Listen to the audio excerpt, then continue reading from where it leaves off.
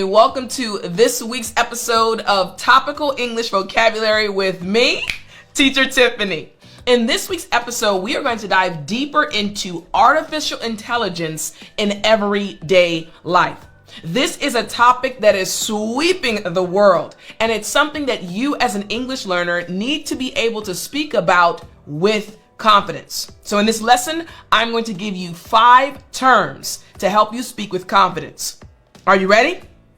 Well then, let's jump right in. All right, so again, this topic of artificial intelligence in everyday life is something that you've probably heard spoken about very often, right?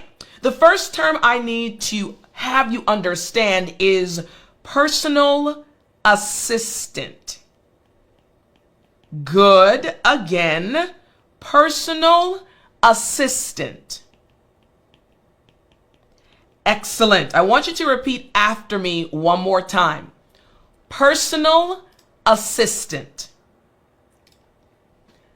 Excellent. All right. So again, we're talking about artificial intelligence in everyday life. So when we have this term personal assistant, how can we use it to speak about artificial intelligence?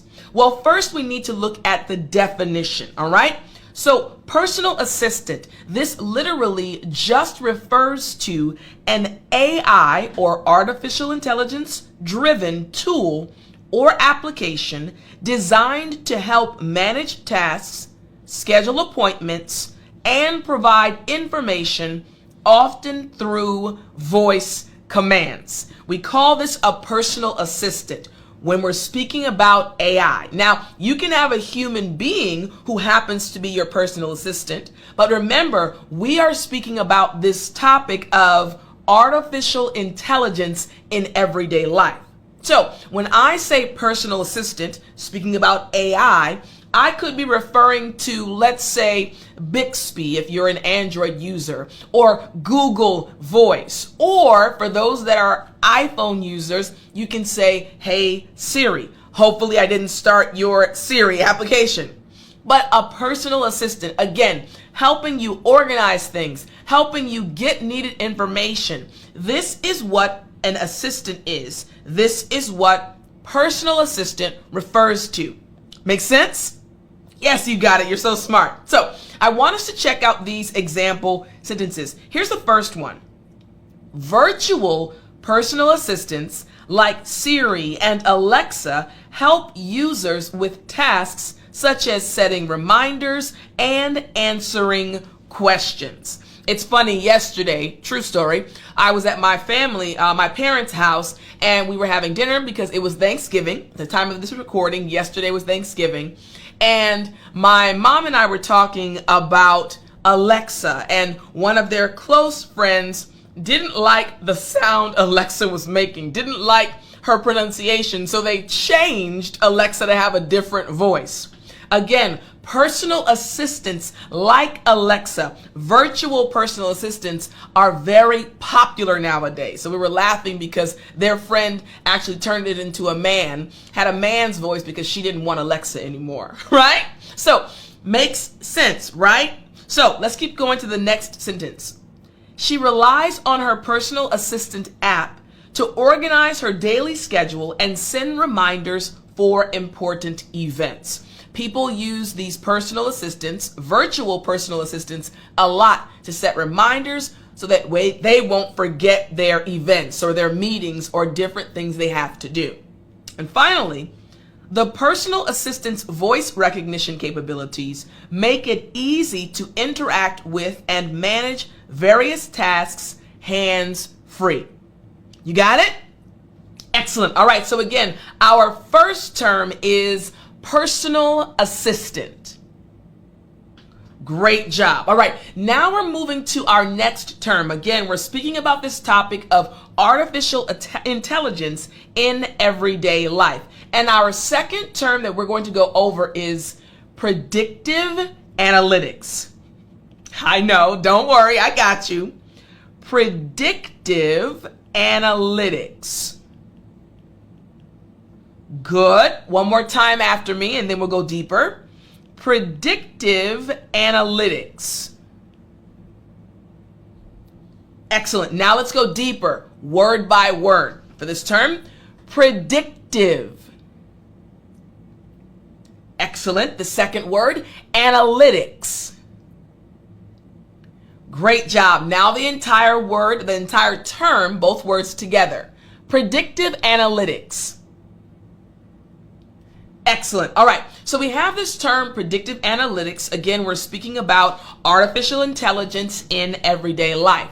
So what does this term, predictive analytics, actually mean? This term literally just refers to the use of statistical algorithms and machine learning techniques to analyze historical data and predict future outcomes or trends. So looking at data, looking at information to see what happened in the past, what patterns can we find, what trends can we find to see possibly, potentially what will happen in the future. We are predicting what's going to happen based on the information we looked at.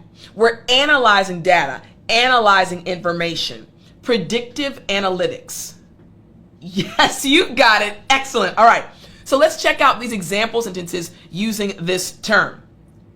Predictive analytics helps businesses forecast sales and optimize inventory management based on past data.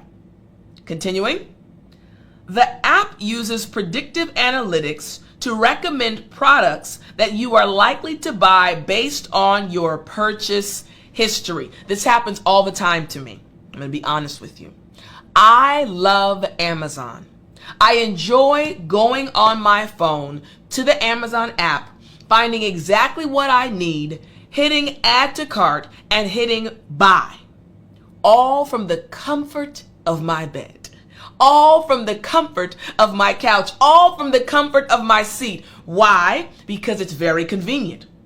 But I also like how when I go to the app, if I don't know exactly what I need and I'm searching, Amazon will say, hey, Tiffany, from your past purchases, it looks like this might be what you need. Well, thank you very much, Amazon. Predictive. You got it. Predictive analytics. All right. Sometimes they make us spend more money, but it's helpful. Here we go. Last example sentence. By employing predictive analytics, the healthcare system can anticipate patients' needs and improve care delivery. You got it? Yes. So again, our second term is predictive analytics.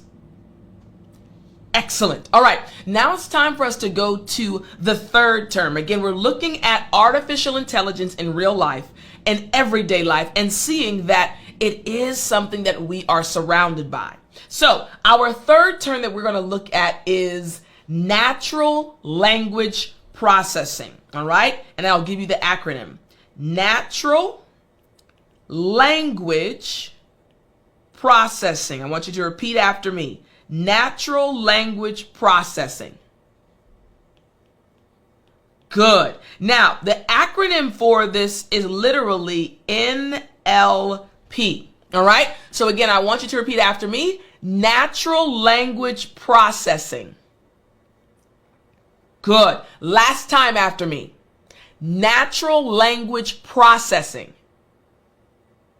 Excellent. All right. So we have this longer term, again, still speaking about artificial intelligence in everyday life, but we need to understand, what does natural language processing actually refer to? So here's the definition of NLP, or natural language processing, as it relates to artificial intelligence. It's a field of AI that focuses on the interaction between computers and human language, enabling machines to understand, interpret, and respond to text or speech. All right. A few moments ago, I mentioned my mom and my dad and their friend who changed Alexa's voice.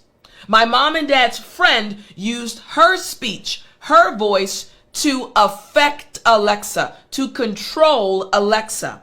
Well, the technology that enabled her to do that, again, going back here, a field of AI that focuses on the interaction between computers and human language, enabling the machines to understand. When she spoke to Alexa, Alexa, I need you to change your voice, boo. I need you to have a male voice. No more, I don't want a female, I want a male voice.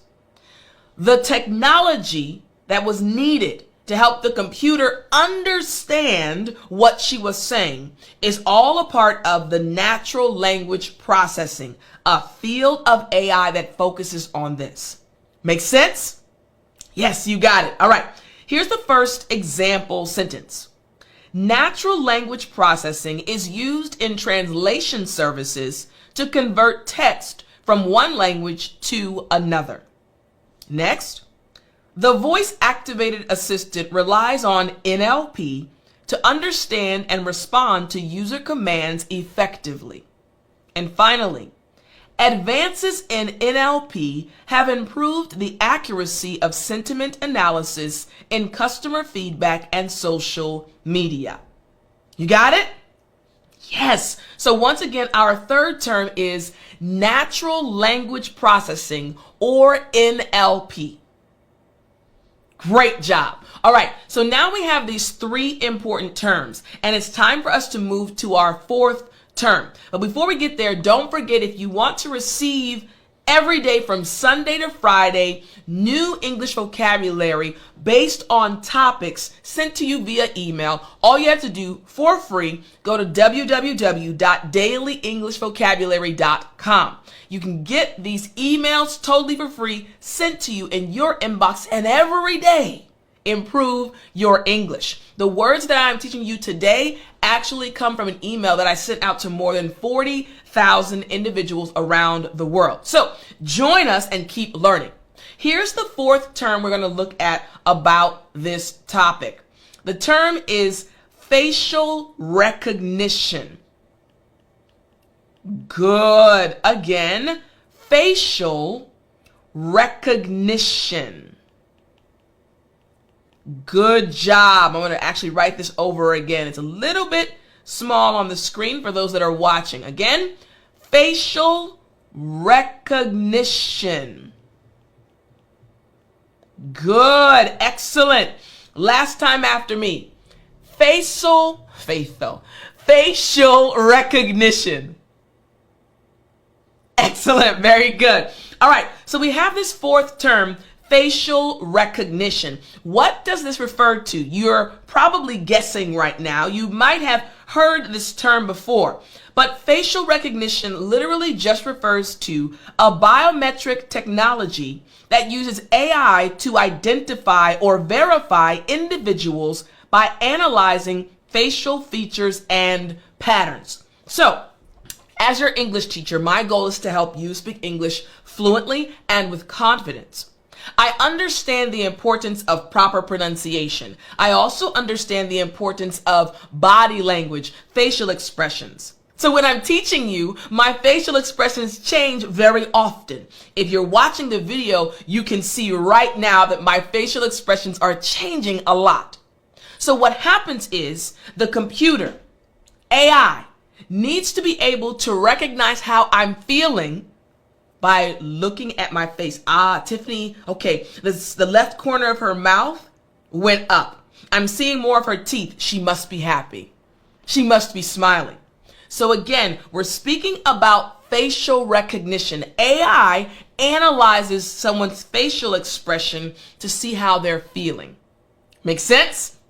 Yes, you got it. And we also use it when you want to unlock your phone. You can hold it up depending on the phone you're using, and it'll recognize your face and unlock the phone. All right? This is all a part of facial recognition. So here's the first example sentence. Facial recognition technology is commonly used in smartphones to provide secure and convenient access to devices. Next, the security system employs facial recognition to monitor and manage access to restricted areas. And finally, facial recognition can enhance customer service by personalizing interactions based on recognized individuals. You got it? Yes, facial recognition, recognizing how I'm feeling